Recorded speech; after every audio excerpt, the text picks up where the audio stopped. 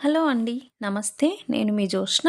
ఈరోజు మీకు నేను చూపించబోయే రెసిపీ నువ్వుల చిక్కీ ఎలా చేసుకోవాలో చేసి చూపిస్తాను.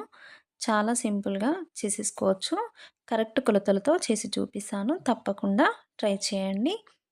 ముందుగా దీనికోసం స్టవ్ మీద ప్యాన్ పెట్టేసుకొని, ప్యాన్ కాస్త హీట్ అయిన తర్వాత నేను ఇందులో కొద్దిగా పల్లీలను కూడా వేసుకుంటున్నాను. ఒక హాఫ్ కప్ వరకు పల్లీల్ని వేసుకుంటున్నాను. మీరు కంప్లీట్‌గా నువ్వులతో చేసుకోవాలనుకుంటే వీటిని స్కిప్ చేయొచ్చు. వీటిని మంటని స్లో ఫ్లేమ్‌లో పెట్టేసుకొని స్లోగా వీటిని మనము ఫ్రై చేసేసుకోవాలి. ఇవి కాస్త వేగిన తర్వాత వీటిని మనము పక్కన పెట్టేసుకోవాలి. చూడండి, ఈ విధంగా వేగితే సరిపోతుంది. ఇప్పుడు వీటిని ఒక ప్లేట్‌లోకి తీసేసుకొని ఇవి కాస్త చల్లారిన తర్వాత వీటి మీద పొట్టును తీసేసుకోవాలి. ఇప్పుడు ఇందులో నువ్వులో వేసేసుకుందాము. నేను నువ్వుల్ని 1 ½ కప్ వరకు వేసుకుంటున్నాను. వీటిని కూడా స్లోగా మనము వేయించుకోవాలి. ఈ నువ్వుల్ని హై ఫ్లేమ్‌లో పెట్టేసుకొని వేయించుకుంటే ఒకేసారి మాడిపోతాయి. అందుకే స్లోగా వీటిని ఇలా కలుపుకుంటూ ఫ్రై చేసేసుకోండి.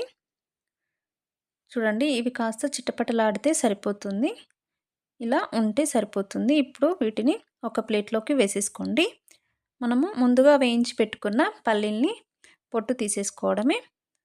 ఒక గిన్నెతోని ఇలా ప్రెస్ చేసుకోండి, ఈజీగా వచ్చేస్తాయి. వీటిని 2 ముక్కలుగా కట్టేలాగా ఇలా ప్రెస్ చేసుకొని పొట్టు మొత్తాన్ని తీసేసుకోండి. చూడండి, ఈ విధంగా ఉండాలి. ఇలా చేసుకున్న తర్వాత పక్కన పెట్టేసుకోండి. ఇప్పుడు ఒక ప్లేట్‌ని తీసేసుకొని ఇందులో కొద్దిగా నెయ్యిని వేసేసుకొని ప్లేట్‌కి మొత్తానికి స్ప్రెడ్ చేసేసుకోండి. మీ దగ్గర బటర్ పేపర్ కానీ ఉంటే దాన్ని కూడా యూజ్ చేసుకోవచ్చు. చూడండి, ఈ విధంగా పెట్టేసుకొని ఈ ప్లేట్‌ని పక్కన పెట్టేసుకోండి. ఇప్పుడు అదే ప్యాన్‌లో మనము బెల్లాన్ని పాకం చేసేసుకోవాలి. నేను 2 కప్స్ వరకు పల్లీలను తీసుకున్నా కాబట్టి ఇప్పుడు ఇందులో బెల్లాన్ని 1 ½ కప్ వరకు వేసుకుంటున్నాను. ఇది కరెక్ట్‌గా సరిపోతుంది. బెల్లం తక్కువగా ఉంటే మనకు చిక్కీ మంచిగా రాదు. ఇందులో కొద్దిగా వాటర్ వేసేసుకొని మనము దీనిని కుక్ చేసుకోవాలి. వాటర్ మరీ ఎక్కువగా వేస్తే పాకం రావడానికి చాలా టైం పడుతుంది. అందుకే కొద్దిగా వేసేసుకోండి. ఈ పాకాన్ని ఎప్పుడూ కలుపుకుంటూ ఉండాలి. మంటని స్లో ఫ్లేమ్‌లో పెట్టేసుకొని దీనిని ప్రిపేర్ చేసుకోవాలి. చూడండి, మనము ఒకసారి పాకం వచ్చిందా లేదా చెక్ చేసుకుందాము. చూడండి, ఇంకా ఇది పాకం రాలేదు. ఇలా లేత పాకంగానే ఉంది. దీనికి ముదురు పాకం రావాలి. అప్పుడే మనకు చిక్కీ మంచిగా వస్తుంది. మళ్ళీ ఒకసారి చెక్ చేసుకుందాము. ఇది కాస్త నురగలాగా వచ్చింది కాబట్టి పాకం వచ్చుంటుంది. అందుకే నేను ఈ టైంలో మళ్ళీ ఒకసారి చెక్ చేస్తున్నాను. ఇప్పుడు వాటర్‌లో వేసేసుకొని చూసేసుకుందాము.